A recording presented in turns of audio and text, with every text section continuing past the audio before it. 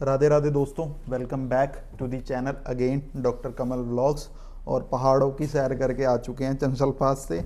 4-5 दिन से व्लॉग नहीं आया, तो अब मैंने सोचा भाई व्लॉग तो बनाना ज़रूरी है। तो आज एक टॉपिक मेरे ध्यान में आया, तो मैंने सोचा उस पर वीडियो बनाई जाए। ज़्यादातर ये प्रॉब्लम जो बैड स्मेल की, आपने टाइटल देख लिया होगा, बैड ब्रेथ, और जिसको बैड स्मेल बोलते हैं फ्रॉम द माउथ। कभी भी बात कर रहे हैं, किसी से बात करते हैं तो सामने वाले को लगता है यार इसके मुंह से स्मेल आ रही है, ठीक है, तो बंदे को इतना बेकार लगता है ना, ठीक है। तो वो चीज़ का एक तरह से इस व्लॉग में आपको आंसर मिलेगा, क्यों होता है और कैसे होता है और इसका क्या ट्रीटमेंट होगा और होता है, ठीक है। काफ़ी टाइम से होता आ रहा है और होगा, मतलब इसका treatment bad breath from the mouth आज का टॉपिक रहने वाला है। तो वीडियो को लास्ट तक जरूर देखें। जिन्होंने चैनल को सब्सक्राइब नहीं किया है, वीडियो स्टार्ट होने से पहले चैनल को सब्सक्राइब जरूर कर दें, बेल आइकन दबाना ना भूलें, ताकि जो भी नोटिफिकेशन है वीडियोस की वो टाइम पे आपको मिलती रहे। तो चलिए स्टार्ट करते हैं बिना किसी देरी के आज की वीडियो।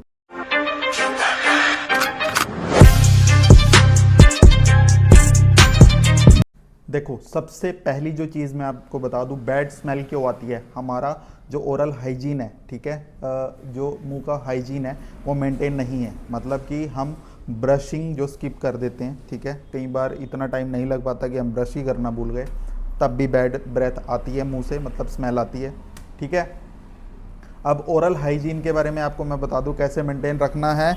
ओरल हाइजीन वही है, रात को सोने से पहले ब्रशिंग, दिन में 2 बार माउथ वॉश का कुल्लू या कुल्ला जिसको बोलते हैं, मुंह में पूरा एक तरह से माउथ वॉश को घुमाना, एक ढक्कन लेके मुंह में उसको अच्छे से पूरे मुंह में, पूरे ओरल कैविटी में आपको घुमाना है, और मिनिमम आपको 40 से 50 सेकंड तक उसको घुमा के फिर स्पिट करना है। ये नहीं कि पाया और घुमाया और फेंक दिया, नहीं, उसको होल्ड करना है मुंह में, ताकि जो भी बैड बैक्टीरिया आपके मुंह के अंदर है, जो भी आपको एक तरह से गम की प्रॉब्लम है, गम्स की, ठीक है, मसूड़ों की प्रॉब्लम है, वो ख़त्म हो और इन्फेक्शन ख़त्म हो और बैड स्मेल भी आपके मुंह से जाए, ठीक है। रात को सोने से पहले ब्रश जरूर करें। सुबह ब्रश करने का कोई फ़ायदा नहीं है, रात को सोने से पहले ब्रशिंग बहुत ज़रूरी है, क्योंकि जो भी हम पूरा दिन खाते हैं वो रात को चिपका रह जाता है मुंह के अंदर।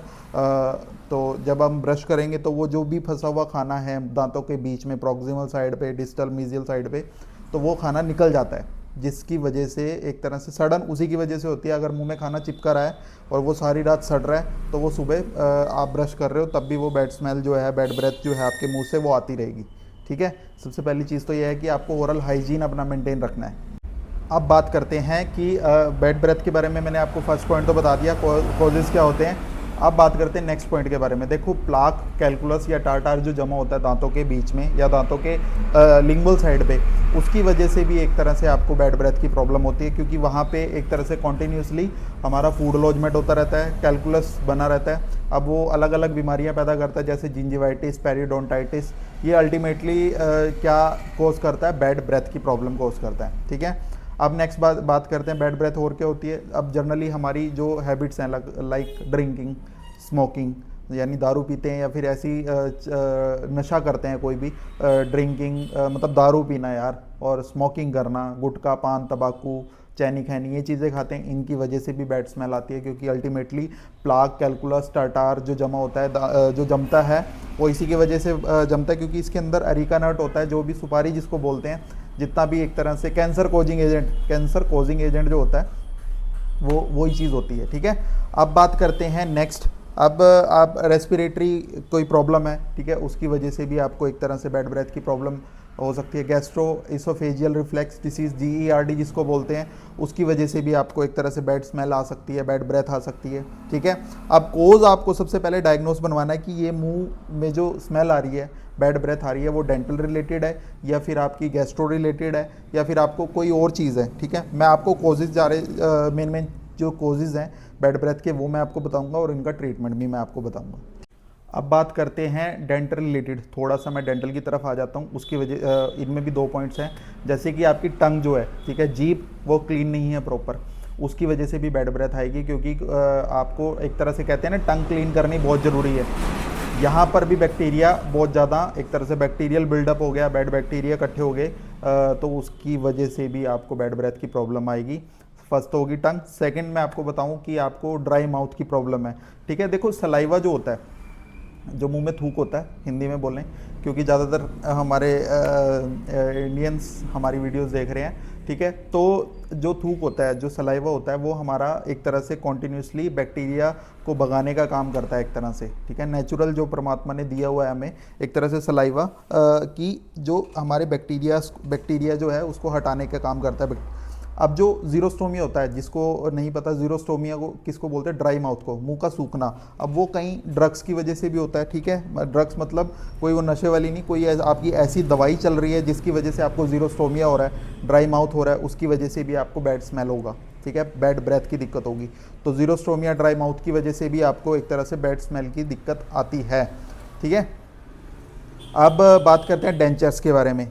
अब डेंचर्स जो है वो प्रॉपर क्लीन नहीं हो पा रहे पूरे टाइम पे, उसका एक वही है, मुंह में प्रॉपर ओरल हाइजीन नहीं है, खाना फंस रहा है आपके डेंचर्स के नीचे। जो बुजुर्ग लोग हैं उनके डेंचर्स के नीचे एक तरह से खाना फंस रहा है, वो क्लीन नहीं कर रहे, ठीक है। हफ्ते में या 3 दिन में उसको क्लीन नहीं कर रहे, तीसरे चौथे दिन आपको क्लीन करना है। वैसे तो आपको 2 दिन में करना ही करना होता है, बट अगर टाइम नहीं लग रहा तो तीसरे चौथे दिन क्लीन करना ज़रूरी होता है। डेंचर अब अगर नहीं कर पा रहे तो खाना फंस रहा है, तो उसकी वजह से भी एक तरह से बैड स्मेल आ रही है, ठीक है, मुँह। तो भाई अब मैं आपको बता दूं कि जितनी भी मैंने आपको चीज़ें बताई, ठीक है, अब आपको इसमें क्या करना है। अब आपको इतनी चीज़ों से निष्कर्ष मैं आपको बता दूं कि आपको मेन डायग्नोस बनवाना है, पॉजिटिव एजेंट को दूर करना है। जैसे कि आपको अगर दिक्कत क्लिनिकल डेंटल रिलेटेड है, सॉरी डेंटल रिलेटेड मतलब आपको बैड ब्रेथ हो रही है, तो आपको डेंटल के डॉक्टर पे आपके जाना है। फिजिशियन पे आपको जब जाना है जब आपको गैस्ट्रोइसोफेजियल रिफ्लेक्स डिसीज़ की दिक्कत है, मतलब पेट की दिक्कत है जिसकी वजह से आपको बैड स्मेल आ रही है। अगर आपको गुटखा, पान, तंबाकू, बीड़ी, सिगरेट, दारू इनकी वजह से है तो आप अपनी मर्ज़ी से छोड़ सकते हो। मैं अगर आपको बोलूँगा तो आप नहीं छोड़ोगे, ठीक है, आप अपनी मर्ज़ी से आप छोड़ सकते हो। तो बैड स्मेल इस हिसाब से आपकी चेंज होएगी और दूर होएगी, ठीक है। बाकी ओरल हाइजीन मेंटेन रखो। और मैंने आपको बता दिया डेंचर्स को अगर आप साफ़ नहीं कर रहे, उसमें खाना फंस रहा है, उसकी वजह से भी होता है। टंग क्लीन नहीं हो रही, उसकी वजह से भी होता है। अगर मुंह में पस बनी हुई है, पस एब्सिस बनी हुई है, उसकी वजह से भी बैड ब्रेथ आती है मुंह में, ठीक है। ओरल हाइजीन मेंटेन नहीं रख पा रहे, उसकी वजह से भी है, ठीक है। तो वही है। बाकी श्री श्याम डेंटल क्लिनिक है हमारा ससोली रोड पर, ससोली सरकारी स्कूल के पास ही on road Shri Shyam dental hospital. आप गूगल भी कर सकते हो, यूट्यूब पे भी सर्च कर सकते हो, फेसबुक पे भी सर्च कर सकते हो। और हमारा ओपीडी के कोई चार्जेस नहीं है, आप आ सकते हो। आपका डेंटल रिलेटेड सारी समस्याएं हम दूर करेंगे, अच्छी काउंसलिंग करेंगे। एज़ कम्पेयर टू अदर हमारा रेट काफ़ी कम है, हर वीडियो में मैं आपको बताता हूँ। हर तरह का ट्रीटमेंट हमारे पास किया जाता है, implant, orthodontic treatment, fillings, restorations, extraction, सब कुछ, ठीक है। जल्दी ही नेक्स्ट वीडियो में आपको मिलते हैं नए टॉपिक के साथ। Thank you so much. Radhe Radhe.